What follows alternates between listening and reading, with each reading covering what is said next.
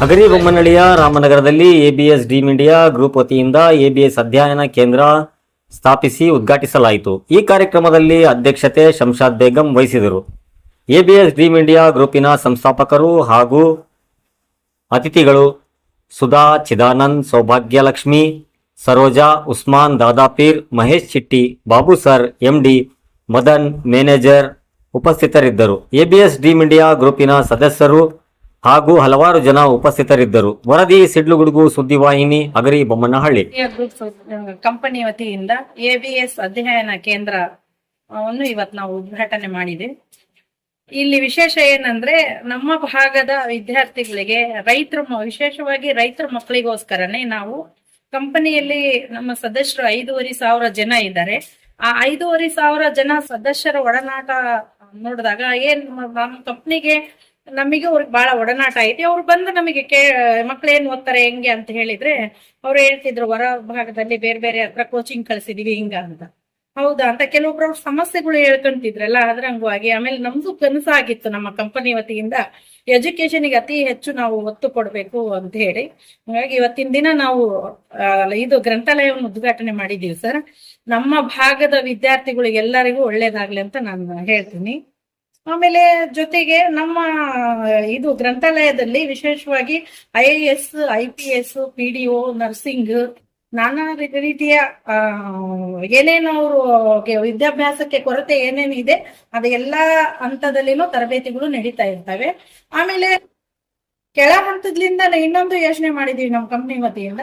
1ನೇ ಕ್ಲಾಸಿಂದ SLC ಓದ್ತಕ್ಕಂಥ ಮಕ್ಕಳಿಗೂ ಸಹ ಒಂದ್ ಸೈಡಿಗೆ ಒಂದು ಭಾಗವಾಗಿ ಅವರಿಗೆ ಎಜುಕೇಶನ್ ತರಬೇತಿ ಕೊಡೋಣ ಅಂತ ಹೇಳಿ ಇಲ್ಲಿ ಇರ್ತಕ್ಕಂಥ ಹಗರಿಬೊಮ್ಮನಹಳ್ಳಿ ತಾಲೂಕಿನ ವಿದ್ಯಾರ್ಥಿಗಳು ಇದು ಉಪಯೋಗ ಪಡ್ಕೋಬೇಕಂತ ಈ ಸಂದರ್ಭದಲ್ಲಿ ನಾನು ಹೇಳಿಕ್ಕೆ ಇಷ್ಟಪಡ್ತೀನಿ.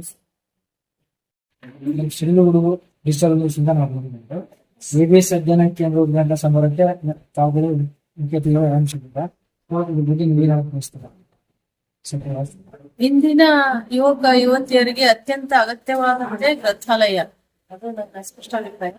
ಹಗರಿಬೊಮ್ಮನಹಳ್ಳಿಯಲ್ಲಿ ಅದು ಕೂಡ ಸಾವಿರಾರು ವಿದ್ಯಾರ್ಥಿಗಳು ಓದ್ತಾ ಇರುವಂತಹ ಒಂದು ಏರಿಯಾದಲ್ಲಿ ಇವತ್ತು ಶಂಷಾದ್ ಬೇಗಂ ಅವರು ಎಬಿಎಸ್ ಅವರ ಸಂಸ್ಥೆಯಿಂದ ಒಂದು ಇಲ್ಲಿ ಸ್ಟಡಿ ಸೆಂಟರ್ ಅನ್ನ ಓಪನ್ ಮಾಡಿದ್ದಾರೆ. ಜೊತೆಗೆ ಅವರ ಇನ್ನೂ ಸಾಕಷ್ಟು ಯೋಜನೆಗಳು ಇದೆ. ಅವರ ಕೋಚಿಂಗ್ ಮಾಡ್ತಾ ಇದಾರಂತೆ. ಆನಂತರ ಡಿಜಿಟಲ್ ಲೈಬ್ರರಿಯ ಬಗ್ಗೆ ನಾನೇ ಒಂದು ಸಲಹೆ ಕೊಟ್ಟೆ ಅವರಿಗೆ.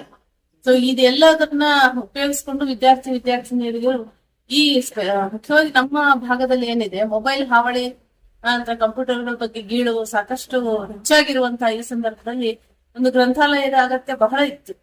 ಸೊ ಅಂತ ಒಂದು ಗ್ರಂಥಾಲಯವನ್ನ ಮುಖ್ಯವಾಗಿ ಸ್ಟಡಿ ಸೆಂಟರ್ ಅನ್ನ ಮಕ್ಕಳಿಗೆ ಬೇಕಾಗುವಂತಹ ಸ್ಟಡಿ ಮೆಟೀರಿಯಲ್ ಅನ್ನ ಅದನ್ನ ಲ್ಯಾಪ್ಟಾಪ್ ಮೂಲಕವಾಗಿ ಅಥವಾ ಪ್ರಿಂಟರ್ ಮೂಲಕವಾಗಿ ಕೊಡುವಂತಹ ಒಂದು ಪ್ರಯತ್ನವನ್ನ ಕೂಡ ಅವರು ಮಾಡ್ಲಿ ಅನ್ನುವಂತಹ ಸಲಹೆಯನ್ನ ಇವತ್ತು ನಾನು ಕೊಟ್ಟೆ.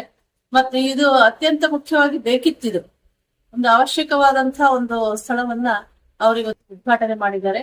ಜೊತೆಗೆ ಈ ಗ್ರಂಥಾಲಯದ ಮೂಲಕ ಅವರ ಕಂಪನಿ ಮತ್ತು ಸ್ವತಃ ಶಂಷಾದ್ ಬೇಗಂ ಮತ್ತು ಅವರ ಬಳಗ ಅವರ ವ್ಯಕ್ತಿತ್ವ ಕೂಡ ವಿಸ್ತಾರಗೊಳ್ಳುತ್ತೆ ಈ ಲೈಬ್ರರಿ ಮೂಲಕ ಅನ್ನೋದು ನನ್ನ ಭಾವನೆ. ಯಾಕಂದ್ರೆ ಪುಸ್ತಕಗಳು ಕೊಡುವಂತಹ ಜ್ಞಾನದ ಆ ಪರಿಭಾಷೆಯೇ ಬೇರೆ ಇರುತ್ತೆ. ಅದು ಅತ್ಯಂತ ಅಗತ್ಯವಾದದ್ದು. ಅದು ದೊಡ್ಡವರಿಗೂ ಬೇಕು, ವಿದ್ಯಾರ್ಥಿನಿಯರಿಗೂ ಬೇಕು.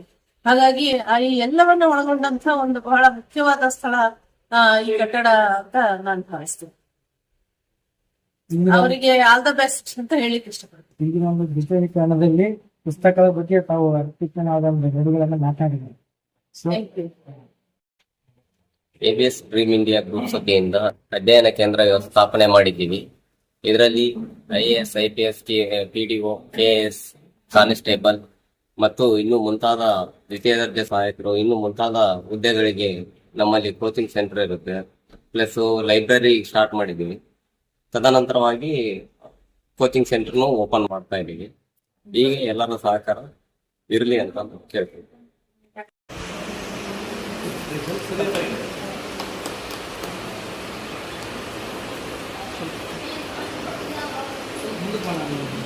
ಇರಲಿ